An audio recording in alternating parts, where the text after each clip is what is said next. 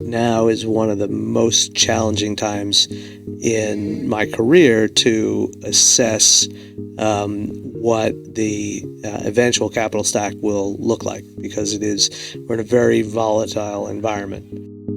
How do you find out if a buyer has the wherewithal and the ability to transact? They might not want someone to sit behind them because that could actually elevate the risk on the transaction. We have a lot of investors who listen to this show, aspiring investors. We also have a lot of brokers, right? And this is also, by the way, everyone, helpful when you're looking to qualify that buyer.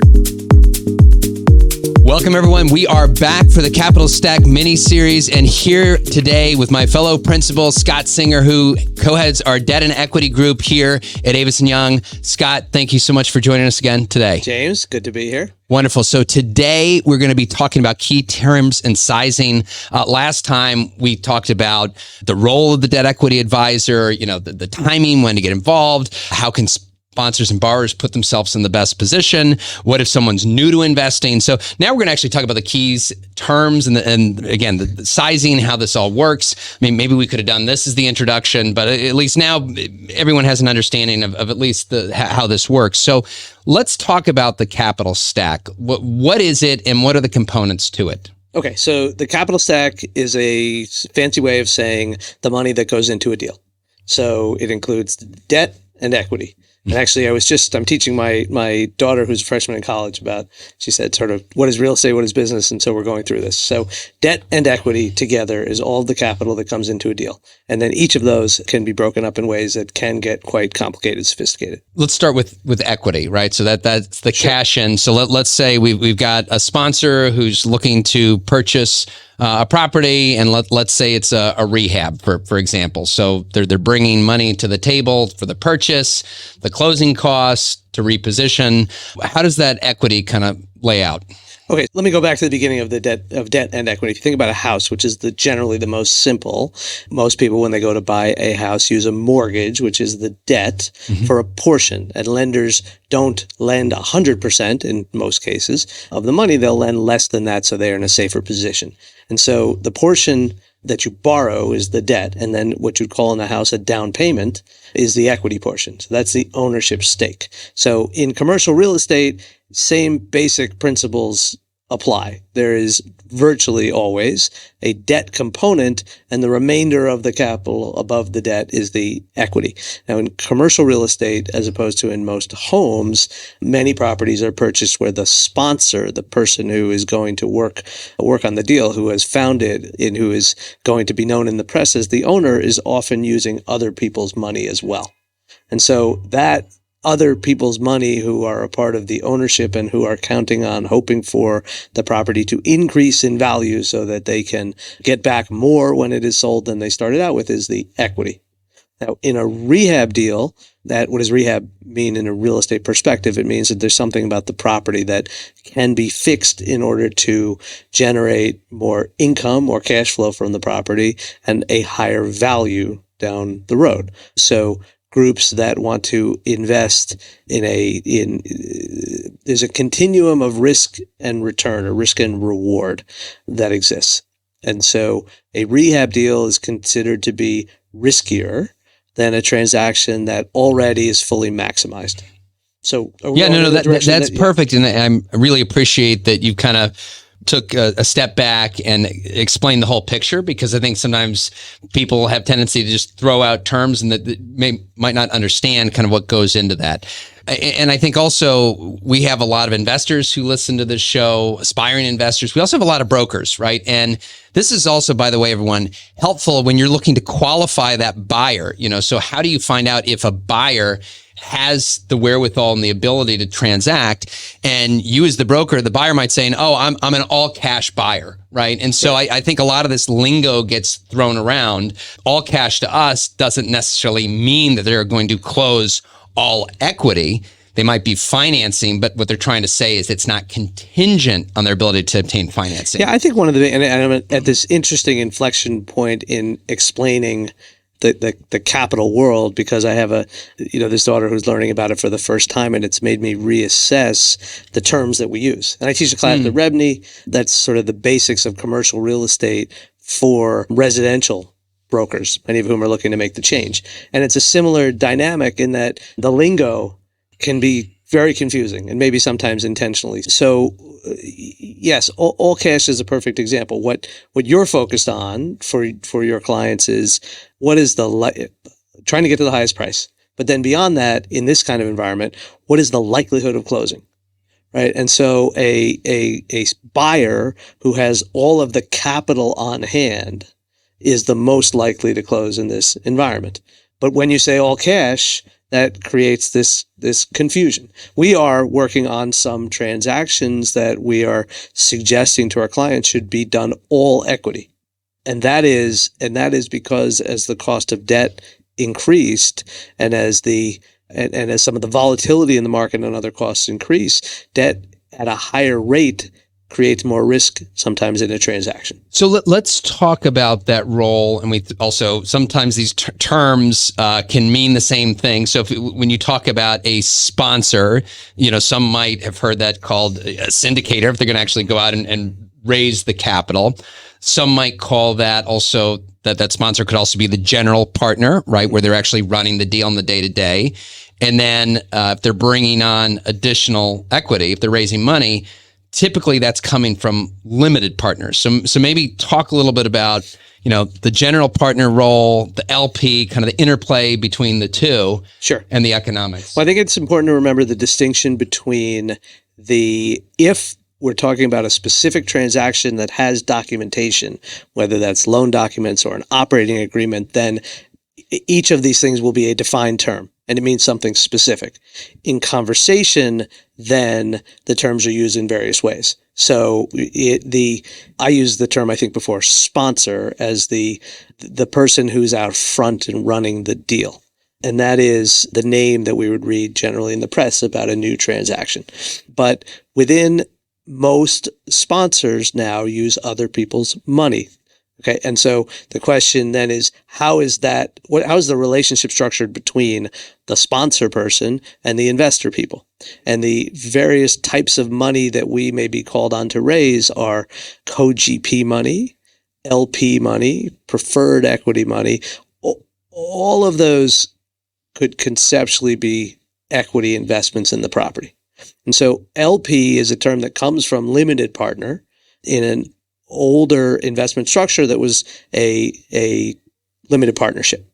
So an LP by concept is generally someone who invests money with a sponsor and relies on that sponsor to run the real estate. A GP sometimes implies the person who's making decisions and running the real estate. A co-GP relationship can either mean two groups who are sharing the responsibilities for running the property or simply sharing in some of the excess profits that are developed. Yeah, and I know in a future episode we're going to kind of get into more about that relationship and how that works, decision making, things of the likes. But let's talk about the different type of equity that's out there. So talk about common equity, sure, preferred equity. Okay, an alternative way of describing various structures would be common equity versus preferred equity, and that is relating to the priority.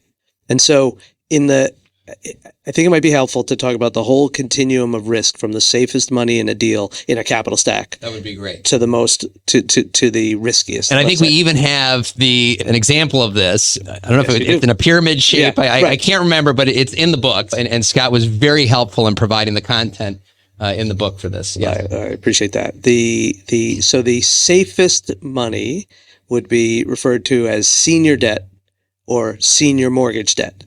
And we can nuance each level of this, and we probably will in these episodes. But moving from the safest debt being the most senior, and that basically means the first one to get repaid, to subordinate debt, which is sometimes in the structure of mezzanine debt, sometimes in the misleadingly named preferred equity, which is often really a debt structure. That subordinate debt level is the next riskiest after the senior debt or senior mortgage level. Beyond mezzanine debt or preferred equity, the next step up would be, some deals have senior mortgage, mezzanine debt, preferred equity as a riskier step above that. Then common equity is an alternative name generally for LP equity, and that is money that's been invested in partnership that does not have to be repaid, but in using the term LP money, it generally is money that is simply money. It's simply a money partner, and it will receive a proportionate share of the returns from the property, either after all the debt is paid along the way or at the end.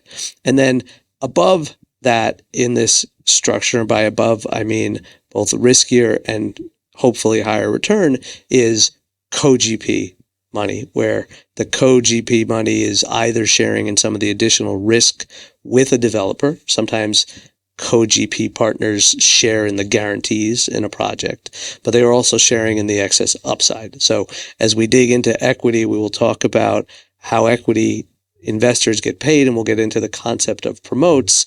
And a co-GP partner implies that money investor will receive some stake in both the promotes and the fees that a sponsor is generally earning through their actions. Now, I guess we preface this, or if it's not, it's in the disclaimer of check with your counsel. And so I don't want to get too much into the priority here, but you did mention something that preferred equity can look and feel like mezzanine debt, which begs the question, why would there be a need for both instruments? What's the difference? Okay. This brings us into a discussion of collateral and security. Mm-hmm. And so in the simplest structure, like we talked about with a house, where there's simply mortgage debt and sponsor equity, mm-hmm. the mortgage debt implies that the lender receives, there's a bargain that's made between the borrower, in this case the sponsor, and the lender, where the lender lends the money, the borrower promises to pay it back, and that promise is in the form of a note. It's a document that says, here's how much I borrowed, here's how much interest I'm going to pay, any other payments along the way, and here's how much I owe you at the end and when I owe it to you. Okay. But the mortgage document is the document that establishes the property as the collateral for the loan, so that if the terms of the note are not lived up to, if the borrower fails to make the payments it's obligated to make, then through a legal process, the lender has the right to force a sale of the property in order to capture whatever value is left in the property.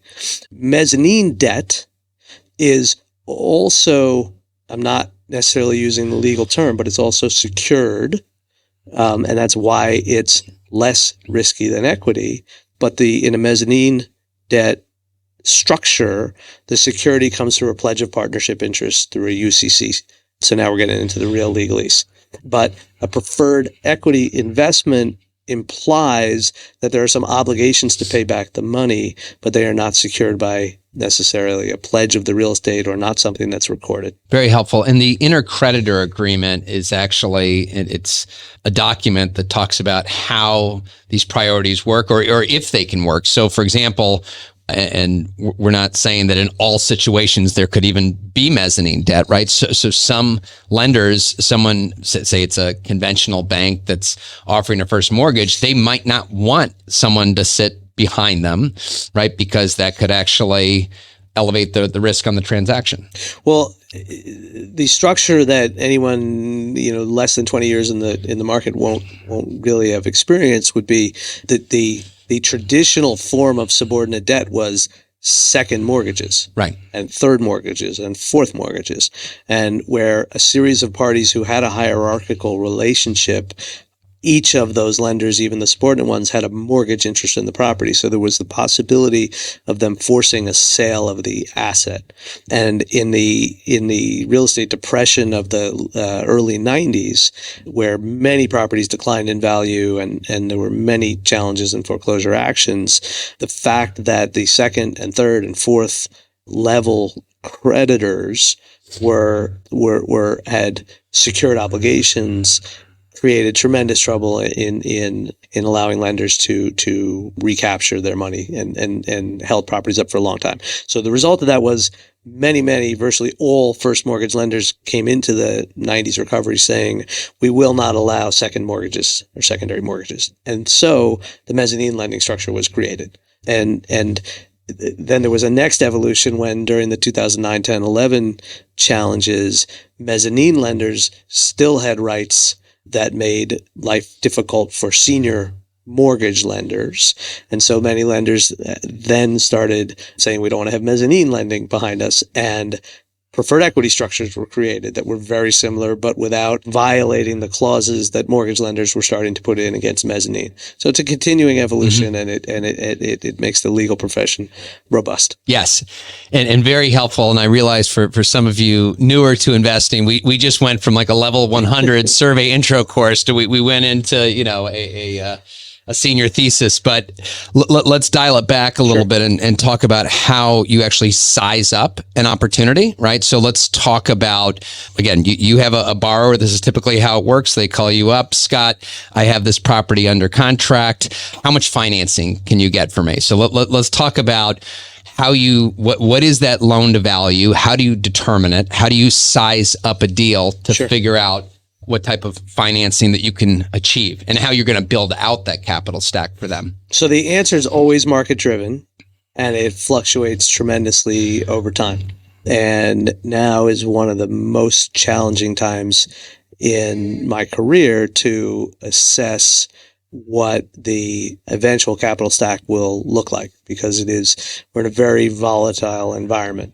The traditional metrics that are used to size senior mortgage financing are debt service coverage, loan to value, loan to cost, and more recent, but it's over the last 10 years, debt yield. And so I'll start with debt yield because it's maybe the most confusing. Debt yield sounds like it should be related to pricing, but it is not. Debt yield is a sizing concept, and it is the relationship between the net income at the property and the amount of the mortgage. Okay, it has nothing to do with the pricing of the mortgage. That debt yield didn't exist when I started in the early 90s. The two sizing metrics that were used were loan to value and debt service coverage ratio. Loan to value is maybe simplest. It is the loan divided by the value of the property as determined by often an appraiser, usually an appraiser. Okay. Debt service coverage ratio is the relationship between the net income at the property and the total debt service payments that will be paid at the beginning of the loan. And those two metrics were used almost exclusively during the period of time until the 1990s, when interest rates started to fluctuate on a more frequent basis. So we've, on our other presentations, shown that treasury rates have been as high as 18% and as low as 1.5%. There's always been fluctuation, but it started to become a quicker fluctuation in the 90s. And that caused challenges when interest rates got to their all-time lows, it seemed like, in the mid 90s. Virtually every transaction worked on a debt service coverage basis, and if lenders had continued to size loans only based on debt service coverage, they would create challenges at maturity if interest rates were higher, like the challenges that we're seeing now.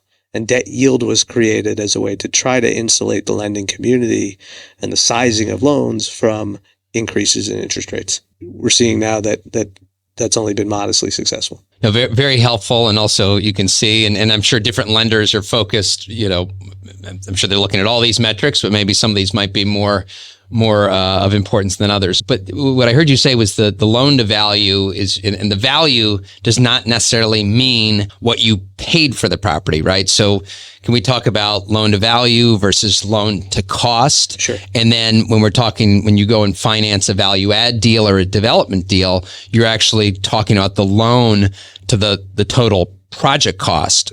So maybe you could talk about each of those. Yeah, I think in each of these topics that we raise, as you said, we can go from survey course to graduate level, which is part of the fun of our business.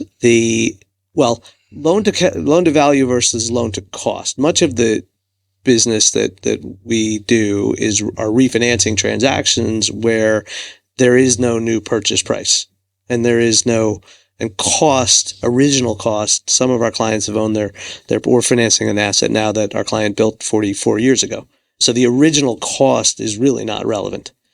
So value is important to understand. Why does a lender care about value? The lender, senior mortgage lender, taking the safest position in the capital stack, is also offering to invest money at the lowest yield. Why are they willing to take the lowest yield? Because they have the safest position. Why do they have the safest position? They have the safest position because if there is a challenge for the borrower in paying the interest or repaying the debt, the lender can force the sale through a foreclosure process. And by limiting the amount that they lend to a less than 100% of value, the lender conceptually can withstand a significant decrease in market values and still be able to get all of its money back at maturity. A lender who makes a loan at 70% loan to value, if they're being realistic about the value at the time they make the loan, should be repaid in full, even if there's a massive decrease in the value of the property, say by 25%. So that's the concept behind loan to value. The concept behind loan to cost is similar, and it's pegging the metric cost to an objective value. The actual dollars spent to buy, build, fix a project in the period of time that the loan is covering. Now, where challenges occur is that loan to value is subjective at any point in time. It is least subjective, I would argue, at the end of a process where you market an asset for sale widely and everyone, anyone has the opportunity to come bid on the property, and you work hard and well to drive that price to the highest that can be paid. That is a market-driven value of that property at that point in time. At virtually any other time in a property cycle, value is much more subjective.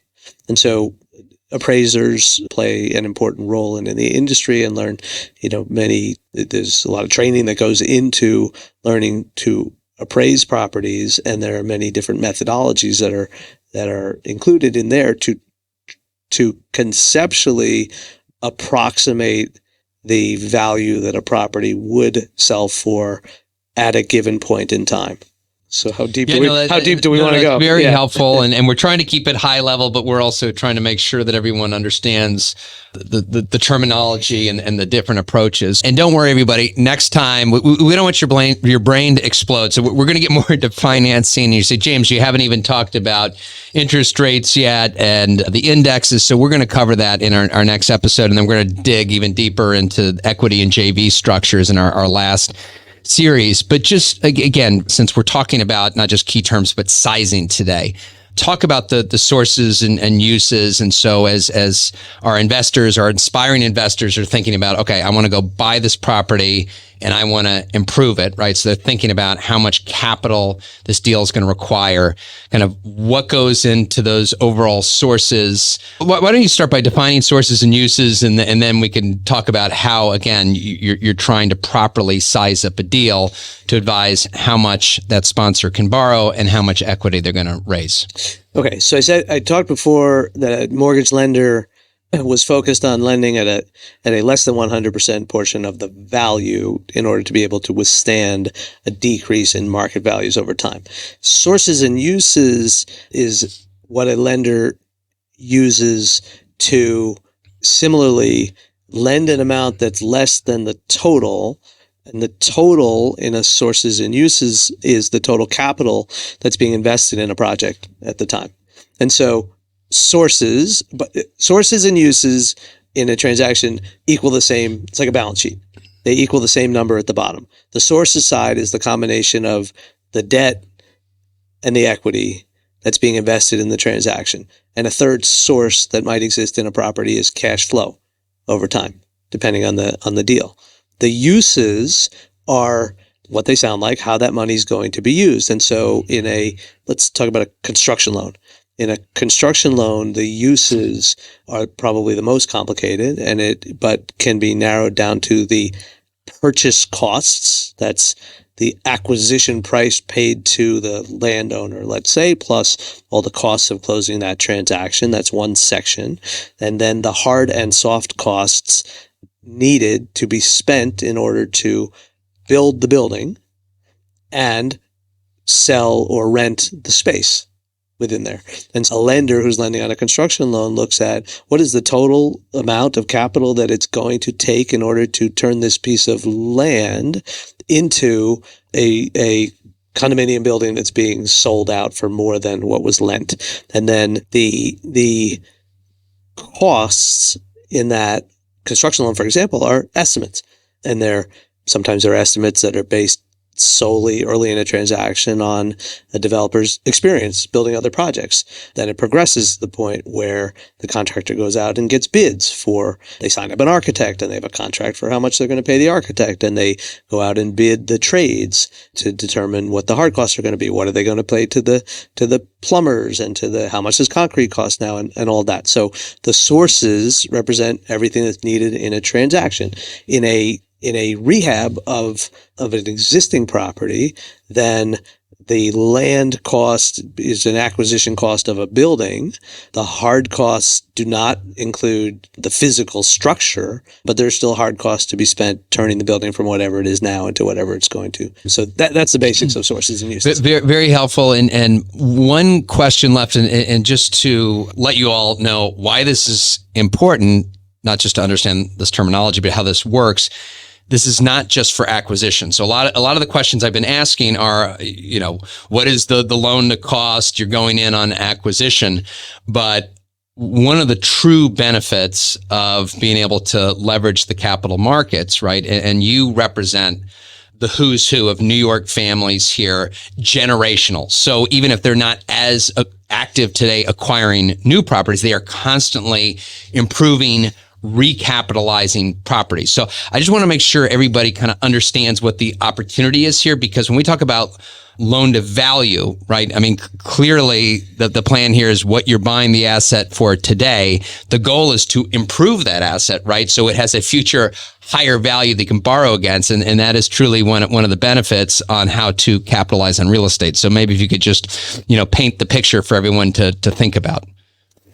Well, and then a third component is simply stable assets that an owner is just continuing to maintain in order to generate a stable cash flow going forward. So core properties. And so the one of the biggest challenges, I said it's a challenge now to determine how the capital stack is going to play out in a transaction, because in existing cash flowing assets where the lending metrics are tied more to value than to cost, that question of valuation is one that that obviously your team spends much of the day thinking about and driving. And there's been a substantial fluctuation in the cap rates that cash flowing properties are trading for. And there's chicken and egg, the debt, the increases in the treasury rates and in SOFR have caused higher borrowing rates, which then affects the return on equity that buyers will receive if the income stays the same. So loan to value is very challenging. If we look back to pre-COVID valuations, cap rates were fairly low. Then early COVID, cap rates maybe went to their lowest in some regards because the treasury rate dropped so much. Cap rates rose significantly for others because of the concern of when would people get back to normal. And then we came out of COVID and into a new normal so one of the biggest challenges that we've seen in transactions from, say, spring, summer of 22, when the Fed started increasing rates, until, let's say, a month ago, when seems to have become clear that the Fed is going to start cutting, was in in a development transaction for multifamily property or a rehab or value add for multifamily, often the returns are very much driven at the end of the day by the exit cap rate.